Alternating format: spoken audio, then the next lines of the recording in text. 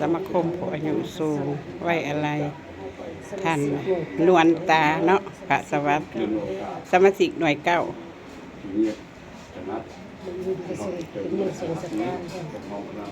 บริหารงานสังคมที่ชูแข่งธุรกิจนำตรงบาลาบ้านตกของทายขอให้ใช่ครับขอเชิญทุกคน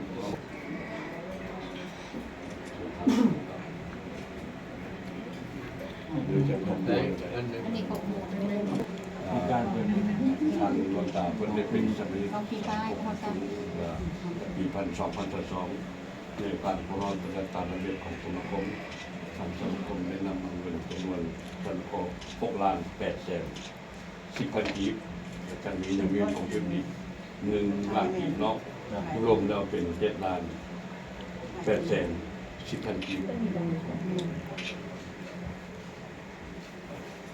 ข้าเจ้าเขาตั้งนายข้างขอบพ่อพระสวัสดิ์นะ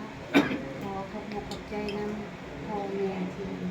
มาเลี้ยงเบาภาระความสุขน้องปลอดภัยน้องนี่นะวงการนี้ขึ้นเรื่อยๆขึ้นยิ่งๆขึ้นไปขอขอบใจ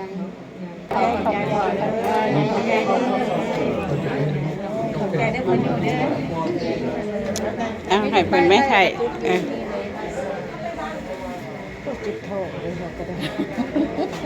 ตำกระหุ่งประจำ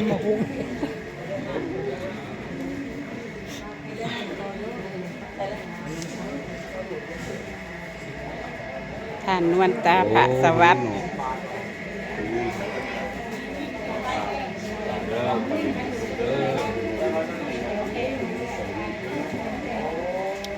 สมาคมผู้อายุสูงวางพวงมาลาไว้อะไร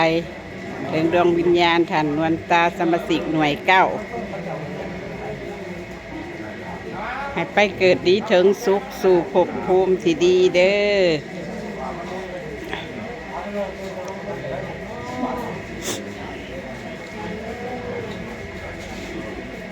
นาง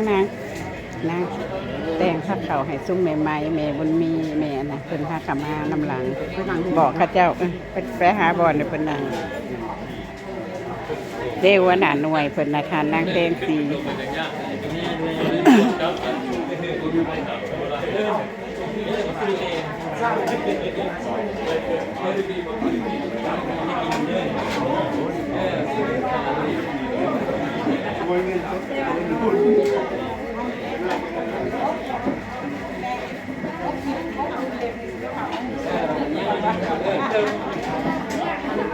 มากกว่าบีบให้ก็ได้เอาถือซื่อๆเด้อ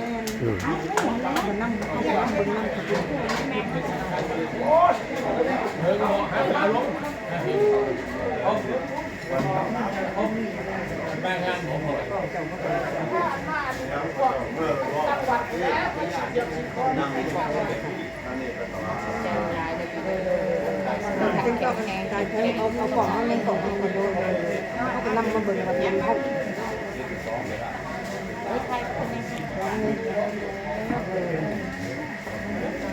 วันละไทยน้ำกันคือกินนะมาเบิด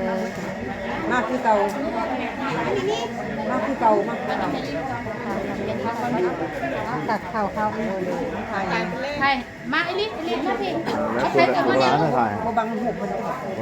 โดยอันนั้นฝากเลี้ยง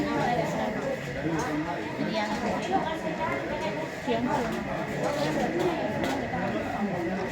ถ้าเขาพันแบบไหนเดี๋ยว